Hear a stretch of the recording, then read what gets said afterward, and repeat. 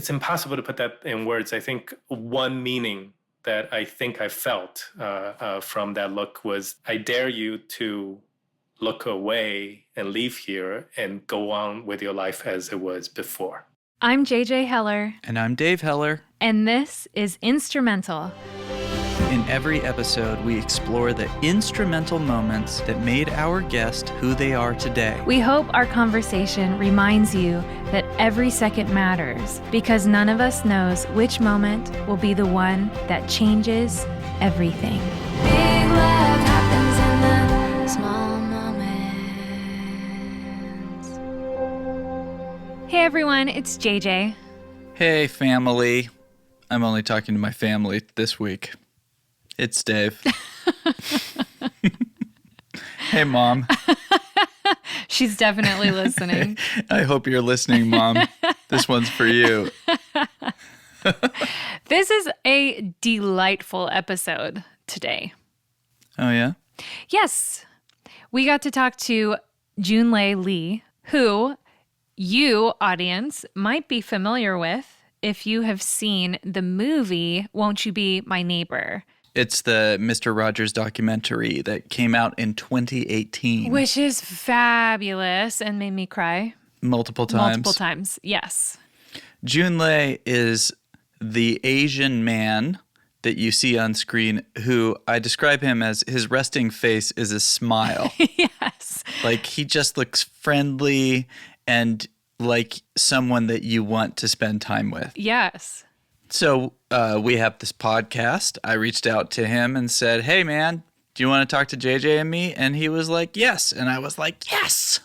And I was very excited as well. When he's not starring in documentaries, Junlei serves as the co-chair of the Human Development and Education Program at the Harvard Graduate School of Education. His research and practice focuses on understanding and supporting the work of helpers, those who serve children and families on the front lines of education and social services.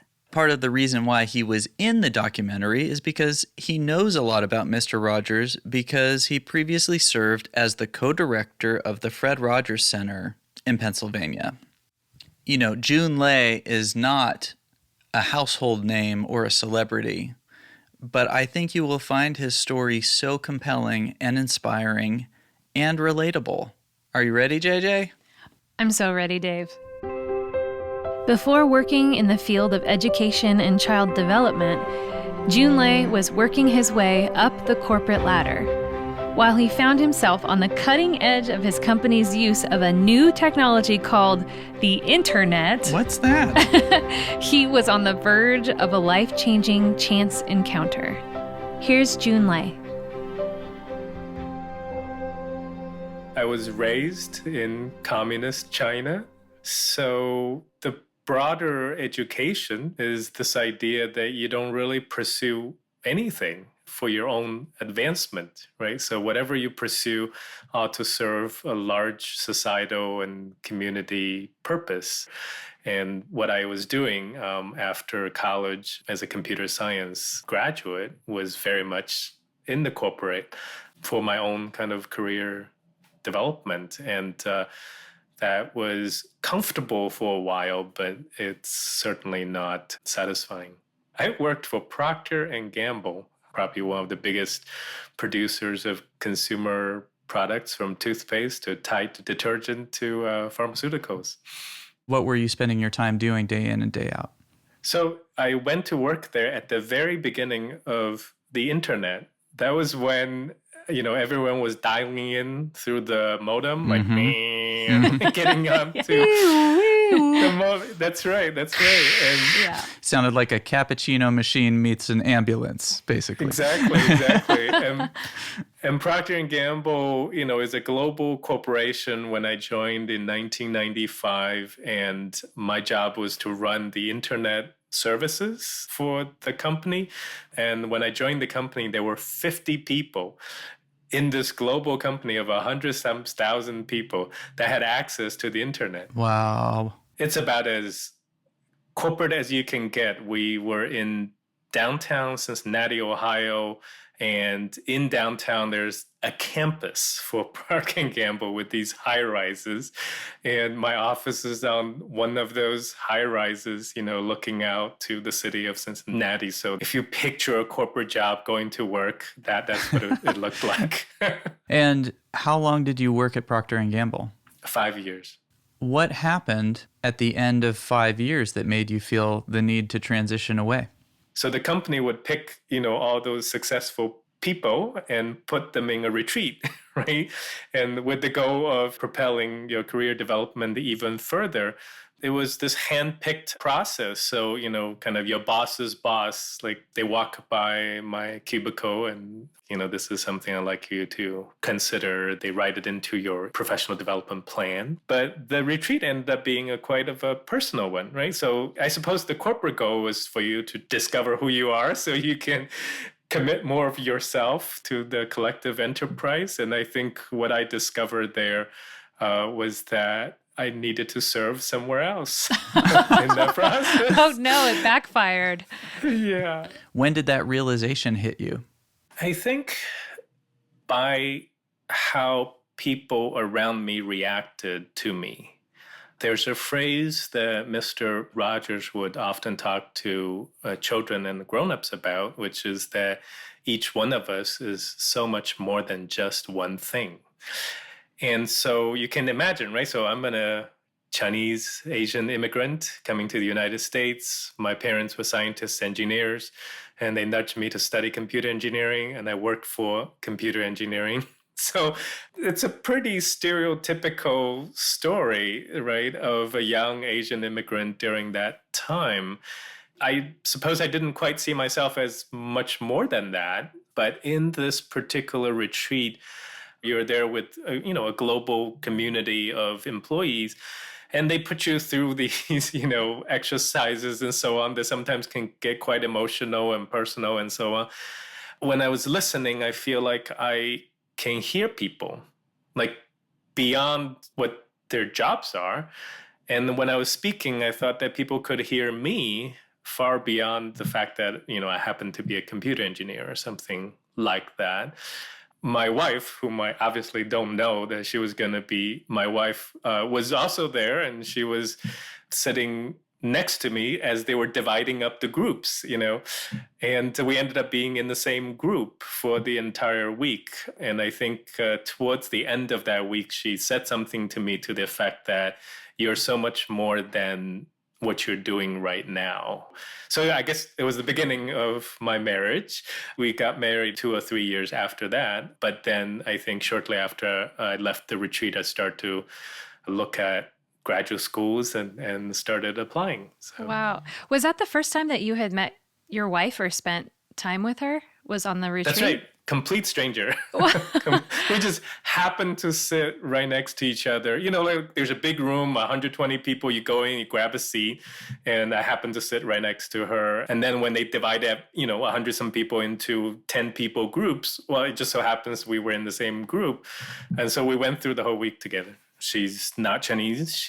Her work is not my line of work. We probably would have never crossed paths, even though we worked with the same company. We're just in totally different areas of the company. Her life story and my life story also couldn't be more different. And I think when we eventually were married, her extended family and my extended family were as surprised as each other. So. Do you remember your first interaction with her? We introduced ourselves, but then she paused to ask again just to make sure she can pronounce my name. I'm really guessing sweet. That's a typical interaction that you have with people. It's a mix, actually. Sometimes I think people feel awkward or a little uncomfortable asking you to repeat, right? Because they don't want to make you feel embarrassed, or they don't want to feel like they didn't hear it well or something like that. So a lot of times people would just move on, but then they never hear it. And once in a while, you would have people who would actually deliberately slow down and say, I know I'm not going to get this, but I'd like to hear it just one more time. And they would try to say it, right? And so I would say actually the second experience is less common. So your future wife was an outlier. She was an outlier, I think, in more than one respect. So, okay, you find yourself in Kentucky, you're sitting next to your future wife, and it sounds to me like she is noticing something about the way that you are interacting in this group that has potential to be more than the way that you have defined yourself. Did you have some kind of light bulb moment while you were attending the conference? I think I have been thinking for a while whether the corporate career is what I wanted. It wasn't something that I could, I think, figure out on my own. Just having that week-long experience of being more than what I thought I was, and then being seen as more than what I thought I was a jolt. And so it didn't give me, a light bulb idea as in like, oh, I want to go study psychology, because I've been thinking about children and education for a long time. But I think the difference that it made was that it propelled me to say, you don't have to do corporate as your full-time job and then trying to build something you love around it. Like you can actually try to go after something with your full capacity. So it made that choice clearer. Whereas before that, I'm not sure if I would have ever arrived at a point where I would have made a clear choice. And if I don't make a clear choice, then you just stay on the status quo.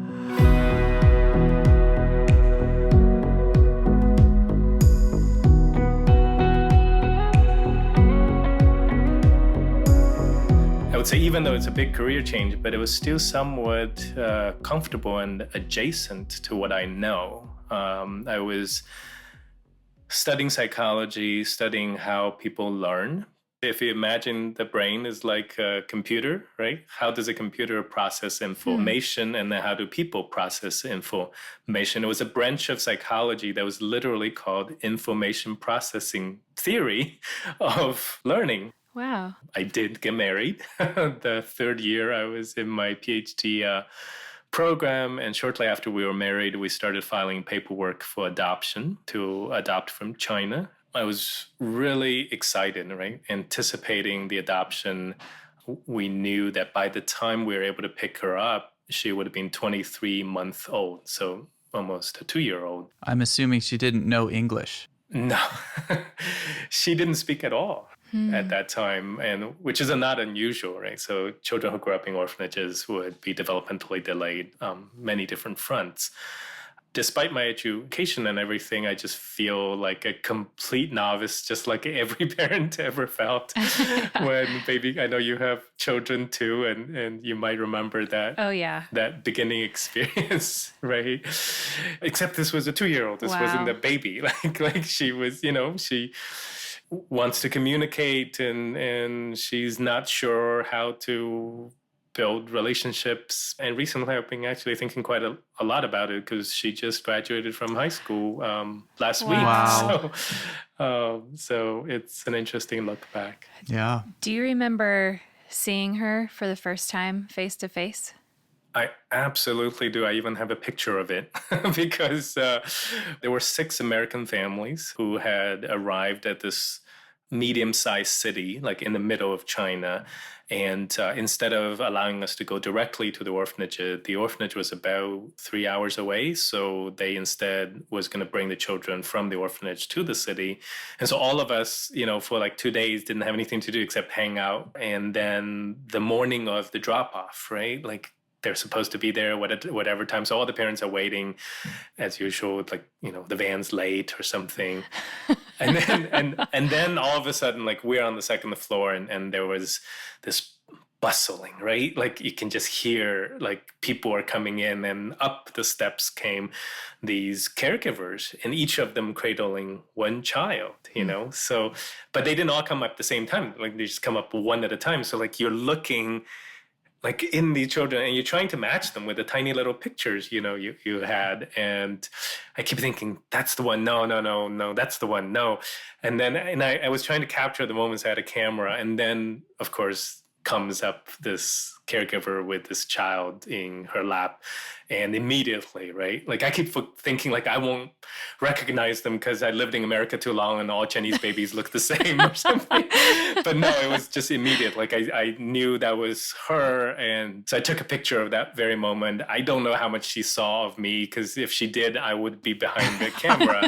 but on my camera shot, there she was looking up at the balcony, and that was the first time she saw us, and that was the first time I saw her. Wow. During the handoff, they hand the baby to my wife because they always feel like should hand it to the mother. And my daughter was actually, I think, very close to her caregiver, so she was quite furious being handed over. So she started smacking my wife. Oh dear. Just smack. And she was crying and struggling. And then I thought, hey, I'm like almost done with my PhD. Like I should step up and help, and if I get within, I would say like 3 feet of her, right? Like her crying would turn into like a high-pitched scream. Oh no. And initially, I just thought maybe it's by accident. So I tried this a couple of times, right? But then obviously, like that screaming was for me. It wasn't just by accident. My wife just walks, to an empty area of the hotel, right? Just to help my daughter calm down. So my daughter would just keep kind of crying, but stops hitting and struggling. And then I, ended up interviewing the caregiver because I figured, since I can't get anywhere close, I might as well learn something. She said, they're scared of dads anyway. She said, you would be worse, because I was the only Chinese-born, parent there. She said, the only time these kids ever see Chinese men is when doctors come in and probe them and give them shots. And so typically the caregivers would hold the baby and the male doctors would come from behind, and give them a shot or something like that. So I'm the last thing my daughter wanted to see at that moment.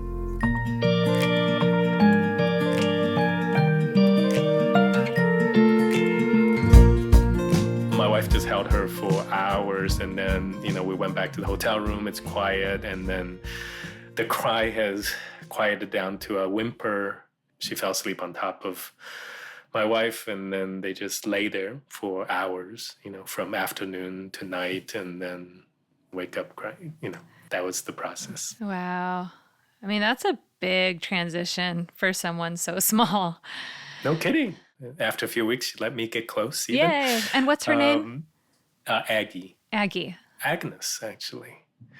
It's a very old name. She knows no friends who name Agnes. All the Agnes she's ever met are in their 80s and 90s. Right, yeah. I love that. The year after was my mother suddenly was diagnosed with stage 4 cancer. Oh, no. And then she died within a month after the diagnosis. We had gone back to China when my mother was dying. It just so happens this is kind of how things, even in a country with 1.6 billion people, the small connections. So my mother and I, for a part of my childhood, grew up. She worked in the city where Aggie was adopted, right? She happened to teach there. And so when my mother was dying, there was a hospital aide who was helping to care for her. And this aide, like most aide, were migrant laborers. It turns out that the aide, is from the countryside, just outside the town where my daughter was found and turned into the orphanage. Wow. So when my mother died, after we took care of the funerals and so on, I called the nurse's aide and I said, I would love for you to be able to take off for a while and go home to see your own daughter. Because when you're migrant laborers, right, you leave your children behind.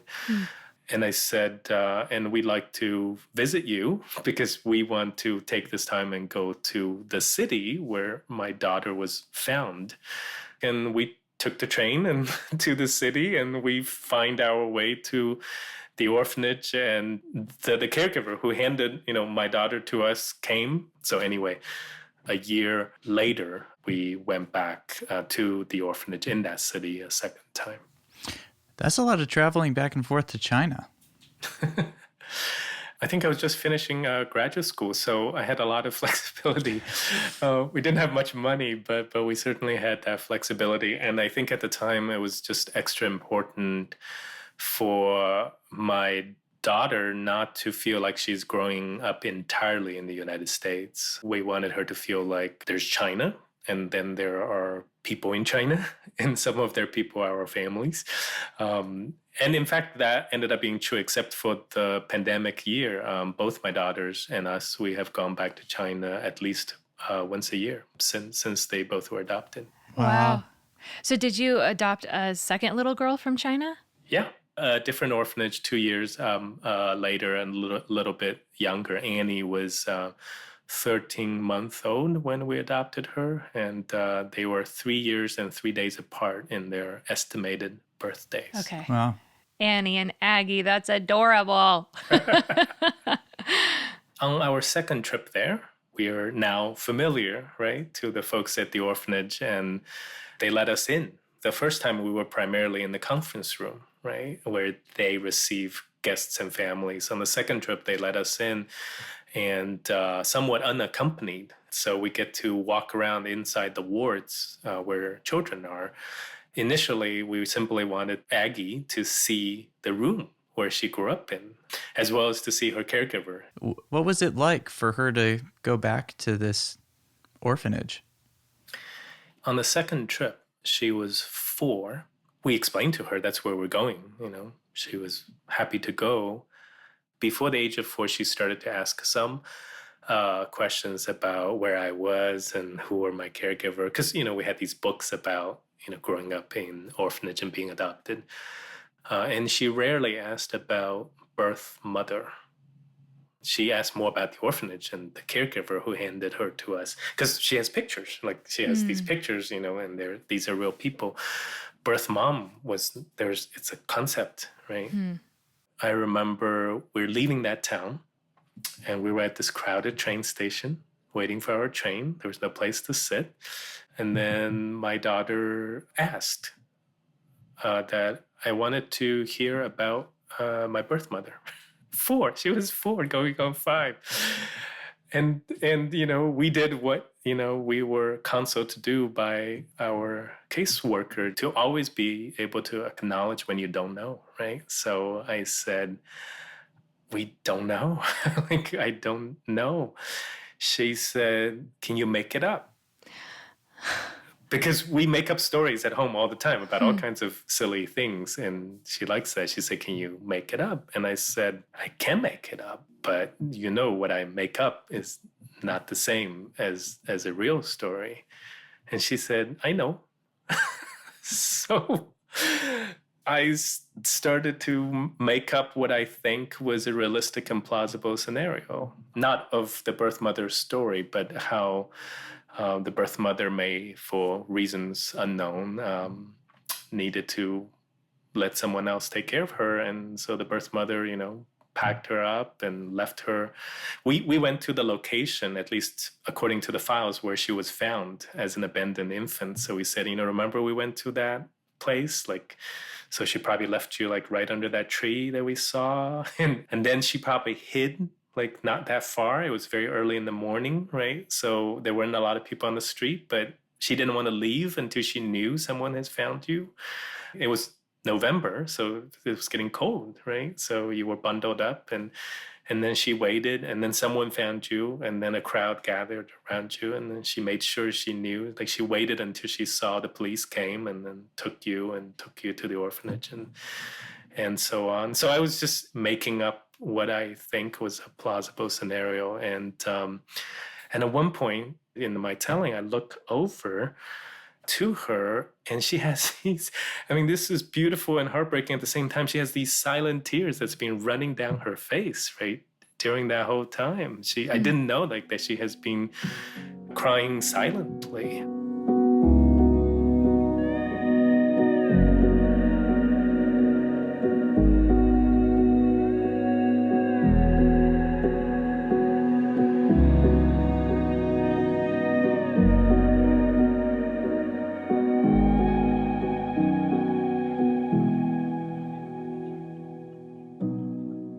asked her if she was okay, if she wanted me to stop. And then she said, no, keep going.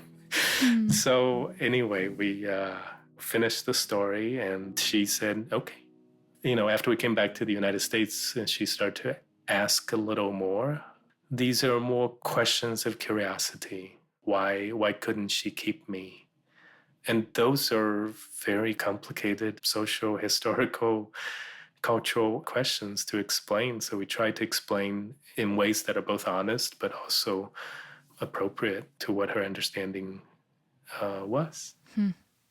What was it like to be studying child psychology and to be raising a child with such a complicated background? I think probably more than anything else, it tempered my arrogance. There's a thing about, going to graduate school and study something and get a PhD after that you think you know it. You know everything, right? And your kids remind you that you don't. That's exactly it. And but I think she was a daily reminder that there's so much more about children, about children's development, about human beings in general, right? Because we're all children once, and still perhaps. There was just so much more than any theory or any research or any particular, scientific experiment can tell you. There's so much more to understand about even just one single child, one single person. Well, that reminds me of your thought process at that retreat, the corporate retreat, where you had this realization that you're more than one thing. And it sounds like it's that same idea that children are more than one thing, more than one philosophy or scientific theory. Absolutely. I think when you reached out, I quickly did a lookup and I was so surprised to find that you're musicians and, you have these beautiful songs. And in some of the videos, there was your family, right? So even just, looking around in a matter of kind of minutes, it was, so much more than people who host a podcast. Not that podcast itself is just one thing, right? So, I listened to my friend Brad Montague's interview with you all. And even though I've known him for a couple of years, there were things in the interview that I feel like I'm hearing for the first time. Mm-hmm.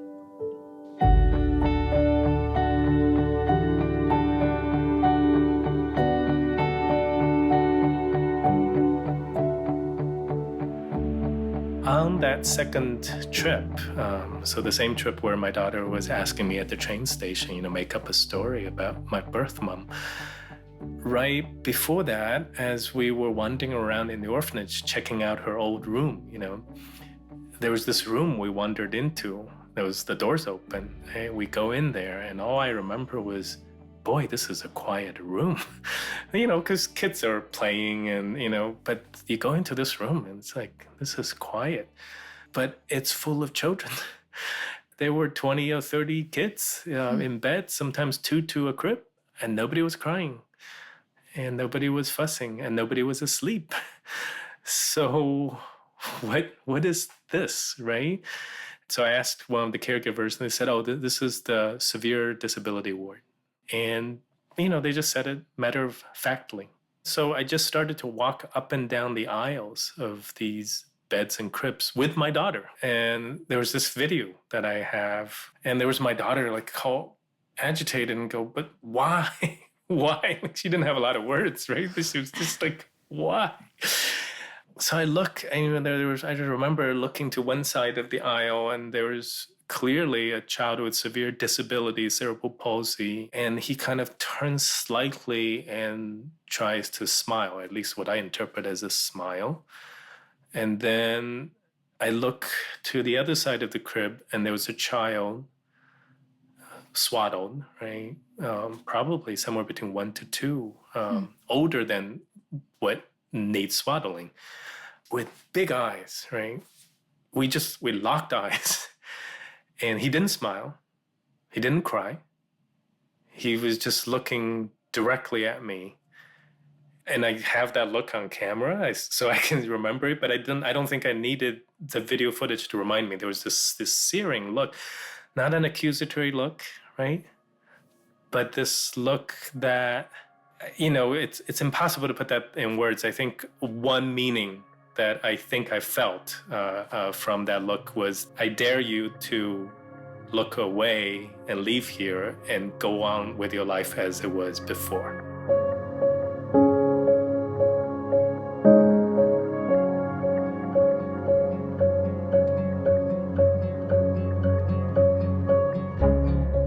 Sends shudders down my spine, and then I started to professionally trying to create opportunities so that I can go to China, so that I can go into the orphanages, not as a dad, but as a professional, to see what I can do. I remember, making the time, right? Taking my own vacation time, going to China and use whatever my social network is to contact the orphanage in the massive city where I grew up, trying to say, hey, I'm a researcher, right? I study child development. I work at one of the world's most, famous centers for orphanage research. I love to learn. I love to help. And they kind of said, in very polite, bureaucratic terms, that your help is not needed here. Our job is to keep the children alive. And we're doing that. And so that was my first immediate rejection. And like, you've flown across the world to China and they deliver that news to you when you're in the orphanage? That's right. I was in the conference room of this beautifully built orphanage, but I never went past the conference room. And then I was in the conference rooms for 15 minutes, and then I'm on the highway trying to find like a cab that would take me back to the train station or something. At this time, are you still living in Pennsylvania? Yeah, Pittsburgh. So that's 16 hours in an airplane, something like that? I think at that time, if it was fast, you can get from airport to airport in 24 hours. Okay, so 24 hours in an airplane, and you have to make your way to a train and then make your way to a taxi, and then you finally find yourself in this conference room where you're going to do some good. Right. And these people say thanks, but no thanks. What's going on in your mind at that moment? I was just started to think, okay, so this isn't going to be easy. And, Understatement. That's right. And who do I have? Like, who do I have to reach out and contact, right? So, I reached out to my family who knew somebody who knew somebody. So the next thing I knew was I was able to go to a major university.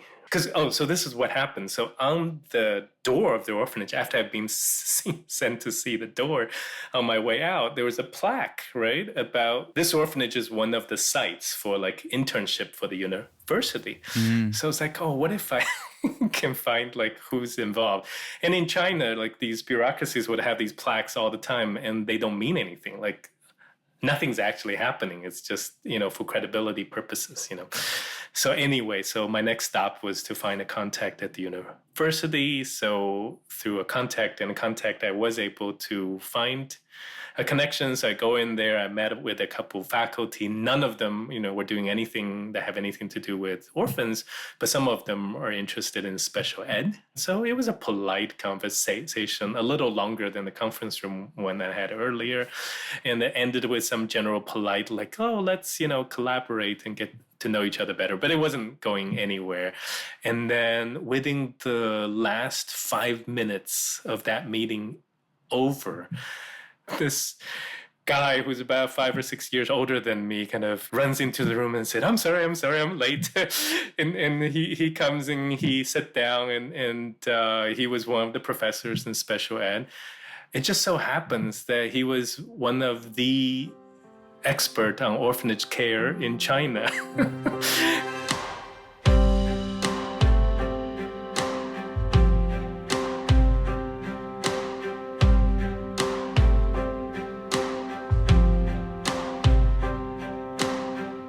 Then the following year, I took my 2 mentors and bosses who were the worldwide experts, and we went over to China and we lectured at the university, and then we got a chance to know him better. And then eventually I got my foot in the door for the orphanage work, thanks to the people who serendipitously show up that you can only count as providence, I suppose. Yeah. What was the specialist's name? Dr. Zen. So my children calls him Uncle Zen because, in China, when you're friends, right, everyone's uncles and aunts. And then we worked together professionally for the last maybe 10 years or so. But we've also been almost like brothers, right? So he's only a little older than me. I grew up as an only child. So he's almost like an older brother to me over the last 10 years as well. Wow. At some point, after doing a research study in Chinese orphanages with all the right partners, with my quote-unquote brother, I realized that I couldn't keep doing research. Having spent the time in the orphanage, I thought the best way for me to contribute to change is to actually find a way to directly support the caregivers who are actually in the orphanage, because they are the ones who are actually caring for children. Right, so if you write a research report, it has nothing to do with the caregivers. It'll be read by other researchers, administrators, and so on. But ultimately, it was the caregivers that you need to support. And what did that look like? Professionally, I think I made another pretty drastic change. I was a middle-level director for research at a university, and I resigned. So I'm sensing a trend. And I just finished up, the project that I was responsible for. I didn't want anything to fall. But part of resigning is to allow me time to go to China. I think part of the joy of pro bono work is you don't have to do something in order to serve another organization's need. You can do what you think could be right.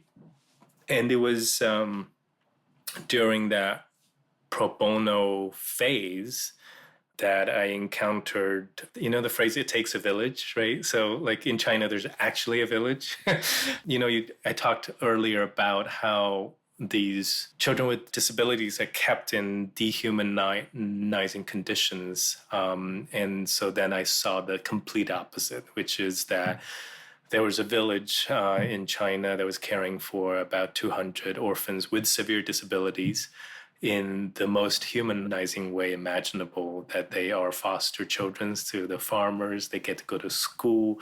I mean, there was this just fabulously beautiful thing that was happening. And I remember I spent, a few hours in the village when I first arrived.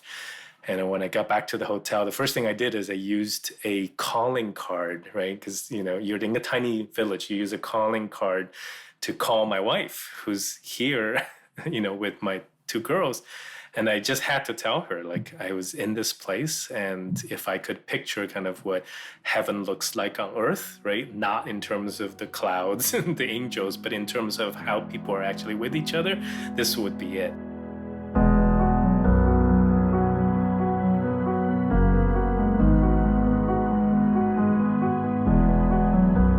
In Chinese, the village is simply called Zhangying. So I think it quite literally means the village of the people whose last name was Zhang.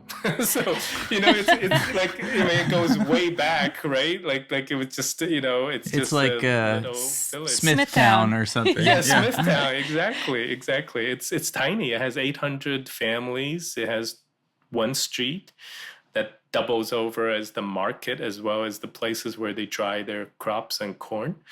And out of 800 families, they housed 200 children with severe disabilities. So this was called the foster care village. There are maybe several, but this was probably the biggest in China. And it was completely unknown to people. Why was it unknown? I think a lot of times it happens in that way where when something good and innovative happened in a very low resource community, people don't see it. Because, when we think about innovation or whatever, you think about fancy places. In the Chinese hierarchical mindset, right? I mean, how can farmers care for, children with severe disabilities that the state-of-the-art hospitals couldn't? But in fact, they could.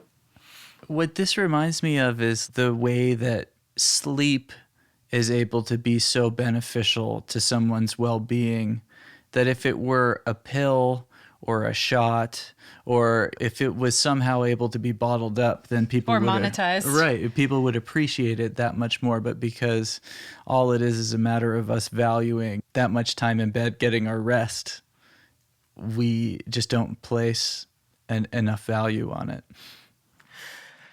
I think so. I think the connection I draw to what you are describing is kind of the theme of my own work during this whole phase, is that I believed so strongly that if we placed value on what human beings can do rather than merely on machines or curriculum or menus and binders and so on, I think we can provide abundantly for children, for communities, all over the place.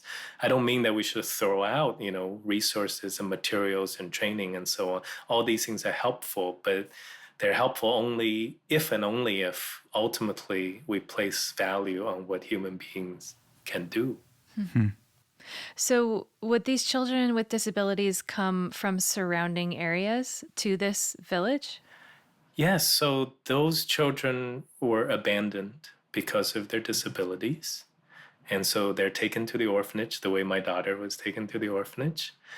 And then the orphanage was getting overcrowded, and the orphanage doesn't have the kind of care, right? So if you have, two caregivers for 25 kids and each one of them have severe disabilities, you can't do that. So about a decade ago, a very wise administrator at the orphanage saying, let's give this a try. Let's send these kids actually into families in the rural communities and see if these farmers could care for the children. And it turned out that they could. So that was the story. Wow. This was right about 2013. And that is the same time period that you started working at the Fred Rogers Center as well?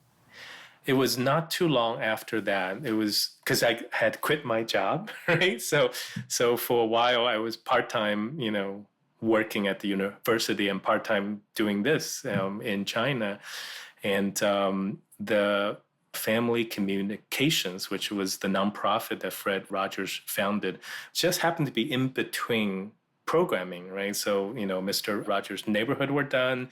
Daniel Tiger's Neighborhood hasn't been produced yet, but they kindly provided a home for me. And so while I was doing the orphanage work, one of Fred's friend, who was the president of the nonprofit, Bill Eisler, called me and said, there's the Fred Rogers Center that Fred established right before he died. And they finally had money to hire a professor. Would you be interested? And so there I went. I became the professor and then co-director of the Fred Rogers Center for the next 5 years. How does working there dovetail with your work in China? It's a very odd combination, right? Because nobody in China has heard of Mr. Rogers. So part of it is we were taking the concepts and the methods we had working in China across the United States. But on the other side, I remember going to China, giving lectures, right, public lectures about how to care for children with disabilities to people who work in orphanages, as well as for parents who have children with disabilities. And there was one time I was giving a lecture at the university that I met my quote-unquote brother. And about 20 minutes into my, very sophisticated lecture, this person rushes in, right, in a hurry, a middle-aged woman, and sits on the front row. And she was already late. And then she was on her phone, sitting in the front row, right, doing that.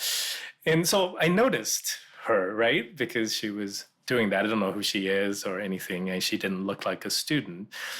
And then, I was finishing my lecture at the time. I was at the Fred Rogers Center. So at the end, I played a very short video of Mr. Rogers, which nobody knew who he was, right? So I had like typed Chinese subtitles so that people who don't know English can at least understand what he was saying. And it was just a few minute and a half long video of Mr. Rogers, I think, speaking to early childhood educators. And he was talking about how important they are in the lives of children, in those everyday things like diaper change and wiping off tears. He ended by talking about, each one of us, right, longs to be cherished in this world. And I wish, there's always a sense of welcome, right, to anybody, young or old. Just something like that, right, in subtitles in Chinese. So as it often happens, right after the lecture, some attendees, students and stuff would come up and say hi, ask a few questions. This woman, right, stayed and waited to ask a question. And turns out that she was a mom, have a child with disability, which is why she was late, right? Because it's hard to find care for her child when she comes and learn. And she said, this is almost word for word, she said, I came in late. I tried to listen to your lecture, but I still have to take care of things for my child. And so as a result, I didn't get much from your lecture. She was very blunt, right? And I said, no, that's totally fine. But then she said, who is that person at the end? Because what he said meant a lot to me. And I think, I've done other things, including taking Mr. Rogers' ideas and so on, integrate into the work of the farmers and foster parents in the village, so that they actually all know who Mr. Rogers is. Like, picture for yourself, like there's this tiny village of 800 people somewhere in China, and they all know who Mr. Rogers is. But I think there were these fundamental ideas about who we are as human beings, whether we're children, whether we're grown-ups, whether we are a PhD researcher, or whether we are a farmer, that universally connects us all. And these ideas, if simply and deeply told, can become just a source of encouragement for so many people. Ideas like each one of us is so much more than one thing, and that all of us learn and grow best through relationships that we have with the people who care about us. We can go on and on, but I think, one of the remarkable thing about Fred's work is that he was able to get hold of these ideas and communicate it in such a way that 2 decades after he died, gets across, right, to this hurried mother of a child with disability through subtitles, and it still somehow gets across. But it's you I like, every part of you, your skin, your eyes, your feelings, whether old or new. I hope that you'll remember, even when you're feeling blue, that it's you I like, it's you yourself, it's you. It's you I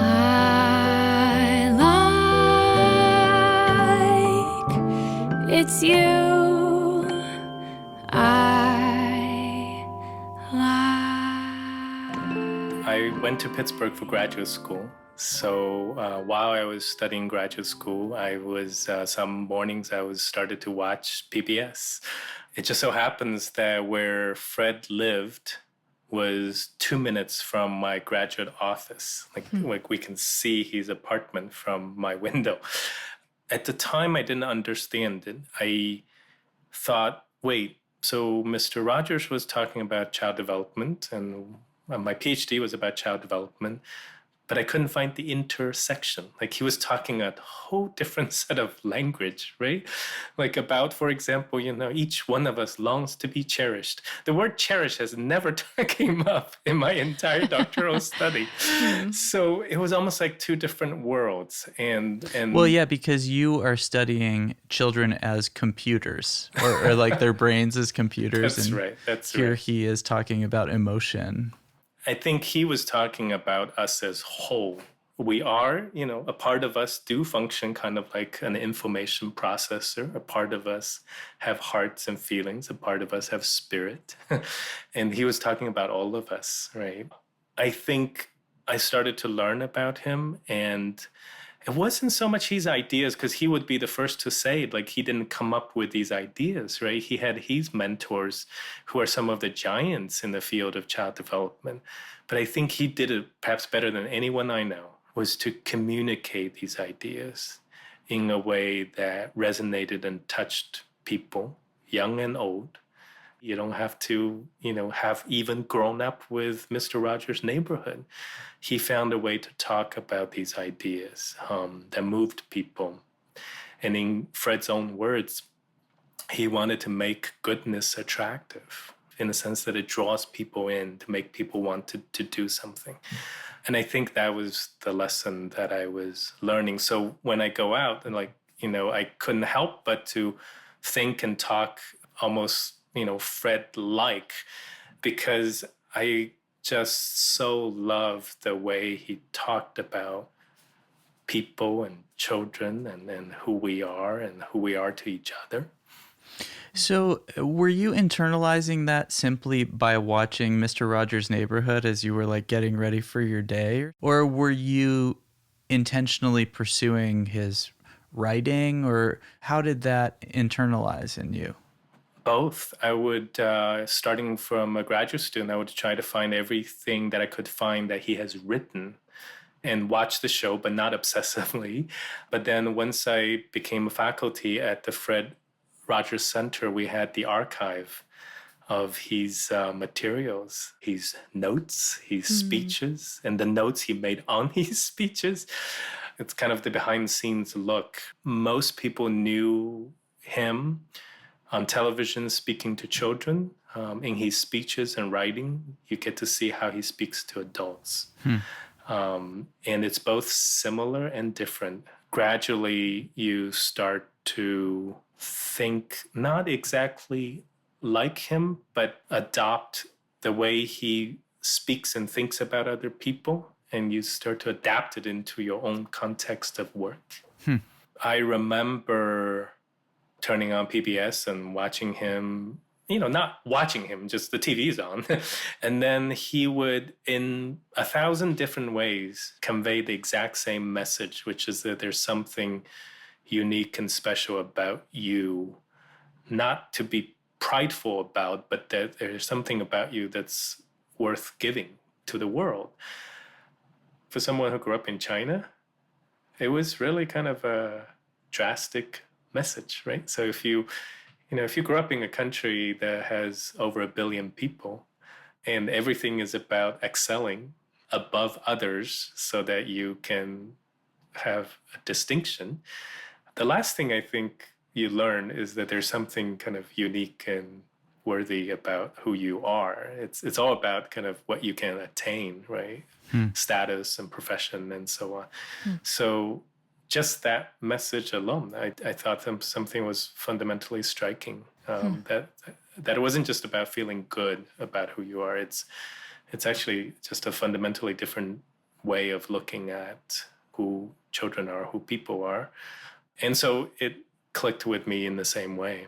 Do you recall an episode of a show or something like that where that clicked, or was it just a slow seeping in, watching day after day and hearing his words? Part of it is seeping in, but somewhere during my graduate school, when I started to think about orphanages and so on, I found by accident online Fred's last public speech, the text of the last speech, and you can Google it and you can find it. The title of the speech was called "Something Worth Giving," He gave it in October 2002. He died in early 2003. So that was the last time I think he spoke in public. I don't think he knew it at the time either. But anyhow, the theme of that speech was that each and every one of us longs to know there is something about us that's worth giving. That was the something worth giving. I ended up having a project actually called Something Worth Giving, but that was a North Star for me. For years, well-meaning Westerners going to China or to other countries to do orphanage research, right? Think about, oh, look how terrible the orphanages are, right? We gotta change it. We gotta abolish the orphanage. And for a while, UNICEF's official policy was to abolish the orphanages completely, which in a lot of countries they couldn't because all the children end up being street children if you did that. Often we looked at, for example, these caregivers in the orphanages as obstacles to improving quality, right? And people, especially Westerners going to Chinese orphanage, they would look at these overworked orphanage caregivers and say, how could you not love the child like your own or something like that? But if you flip that, right? So that's what I mean by a North Star. You start with the question, how do I convey to these caregivers that each and every one of them have something worth giving? And in fact, they're already giving it. As difficult as their job is, they're already giving it. How do we look for that, when we walk into an orphanage, and how do we make that visible, and how do we reflect that back to these caregivers? That approach ended up being the basis of almost all my work, is to find something worth giving that someone's already doing and reflect that back to that person.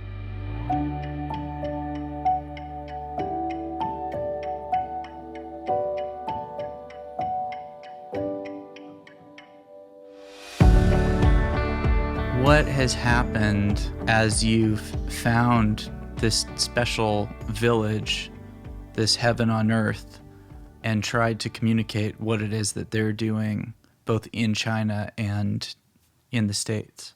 What happened was, first we had to find a way to communicate that. We had to communicate what is beautiful about the village, right? Not just to the outside world, just to the folks who's in the village. How do we let them know that what we're seeing is beautiful? Because, it was just their lives. The way we did it was, one, we just had, very basic cameras. We want to capture on video the way they interacted with children.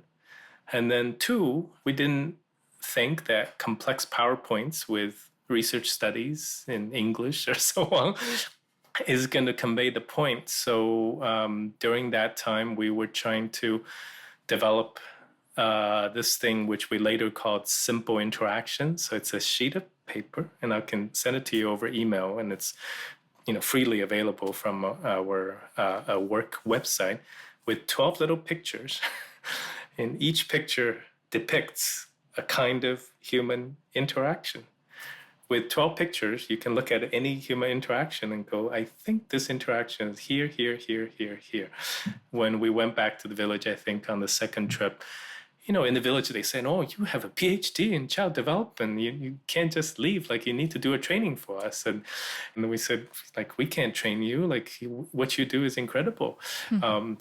So the training ended up being watching videos of themselves and then take out this little page with 12 little pictures and use the pictures as a way to unify the language that we have about the way we cared for children. And that ended up becoming the approach for how we did our work anywhere, with crossing guards on the street and social workers in the hospital and youth group homes. I guess that the language or grammar of what makes a human interaction beautiful is universal. And now you find yourself at Harvard.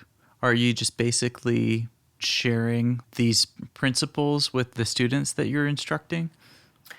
I think a primary goal is to do that. Before that, when I was trained as a doctoral student, it was disconnected. You were learning about one part of human being and you didn't learn about these other parts. in my courses, and now I'm the chair of the Human Development Education Program, I would want graduate students, at least coming out of Harvard, to have a sense that this is whole, that this is coming together. And then the other part that I want to continue to do was the teaching in the classroom and the scholarship you do cannot be divorced from real world work, villages, neighborhoods, communities. So I still spend a good amount of time collaborating with partners, particularly the Fred Rogers Center, to continue to do that work in communities and neighborhoods in the hope that the teaching, the learning, and the continued service, can continue to evolve together so that I think ultimately we have something worth giving, promoting and strengthening the way human beings connect with each other, particularly with children, but not just children, in all the places we can reach, in all the places our students can reach. Yeah, I mean, it's so interesting to me, like you saying that reminds me of the clip of Fred Rogers interacting with the senator who was going to shut down the funding for PBS. Essentially, the same interaction that he might have carried out with an angry little boy is the way that he interacted with the senator in a way that resonated differently than the equivalent of a PowerPoint presentation, which is what all these other PBS employees were kind of bringing to the table, right? At the time. Since you brought it up, my favorite phrase in that whole testimony was when Fred was a little tongue-tied, like he stuttered a little bit, and he was trying to explain, like, this is what we're trying to do. And he stuttered a little bit and said, what we want to offer is an expression of care. And I just love that phrase. So much of our work now is about helping students understand what is an expression of care between teachers and students and doctors and patients. But that extends far beyond, right? So I listened to your interview with my friend Brad Montague, and I, now we've spent the last 2 hours talking about it. I think, in addition to, of course, your music and so on, what you are doing through these conversations is an expression of care, not just for me, but for all the stories that are out there and all the real people that are out there who might be listening. Thank you. Yeah, that's really nice. I know. You brought Fred across the ocean to China. Are you also bringing Fred into Harvard and allowing him to move the students there as well? We have. So here at Harvard, about a third of our students, so each year in the Graduate School of Education, which is the group that are deeply committed to human development, we have close to 700 students. About a third of them come from overseas. So Wow. Most of them would have no idea, right, who Mr. Rogers are. And then some of the students who are older would come to me and go, I love Mr. Rogers. But I think that's a minority of them. But what we try to do is each year at least have one class session in which we talk about it, right? Trying to connect all the dots. And each year, in the last few years, what we would do is I would ask my friend, Dana, from the Fred Rogers Center to come, either over Zoom or in person. And we'd all get into a classroom. We'd talk about what does someone like Fred's idea mean for human development, not for television, but for the work of human development, not just in the United States, but in all the countries where our students are coming from now. Invariably, I think it generates a tremendous amount of interest in students who have never heard of who Fred was. But I also hope that whether or not we mention Fred's name, that so much of the kind of core, timeless principles and values of human development that he championed are part of many of the courses. And I think Fred would be the first one to say having something tied to his name is not the least bit important. It was trying to get the idea out, get the message out as widely, as freely as possible, making goodness attractive. Yeah. Well, I mean, I hear so much of his voice in the way that you communicate. So his spirit is like seeping through you.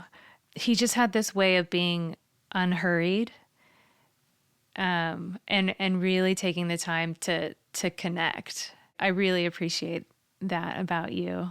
I do talk like that, but I think it may even have a reason. I'm a stutterer.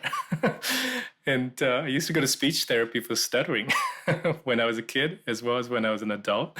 And the faster I speak, the more I stutter. So, but I find that pacing seemed to work.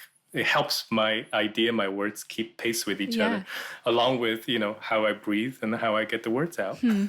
Well, I realize it might feel frustrating for you sometimes, but as someone having a conversation with you, it's very soothing. I'll embrace it. Thank you. Will you teach us how to say your name? Sure. Well, would you like to hear the Chinese Yes. word? Yeah. In Chinese, Li is the same Li, so it's just like English. But the Junlei part would be Junlei. Juing. Jun, Juing. Okay. Lei. Junlei. Lei. There you go. Perfect. So in Chinese, we'd have Li in front. Well, because last name is most important. Right, because it identifies your tribe, your family, right? So it comes first. But it's Li, Jun, Lei. Interesting. It's like a song. It does have a tonal. Yeah. So I tell people like the month of June, right, and the Hawaiian Lei, and then Li is just like Li, so Junlei Li, which is completely fine. It's a very good approximation. Okay.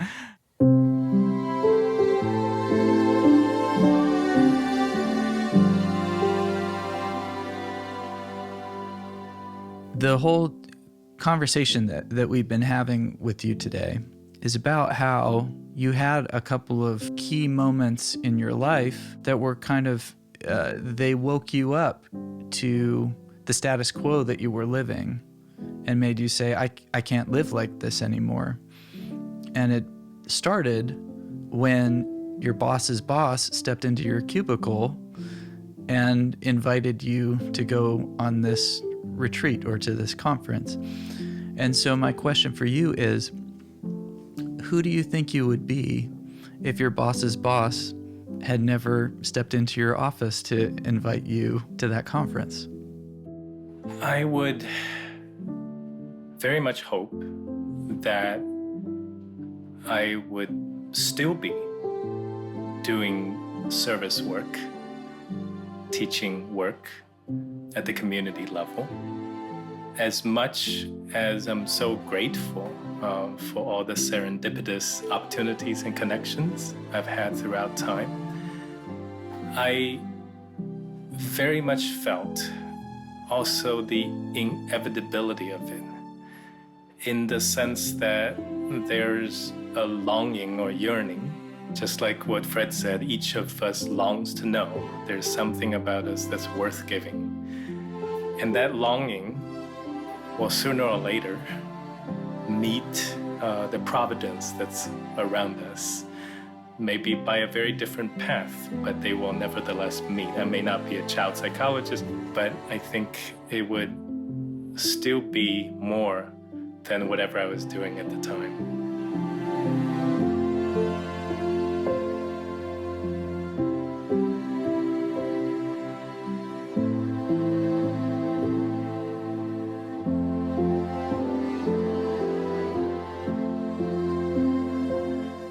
Well, I, for one, am glad that Junlei's boss stepped into his office on that fateful day. Oh, me too.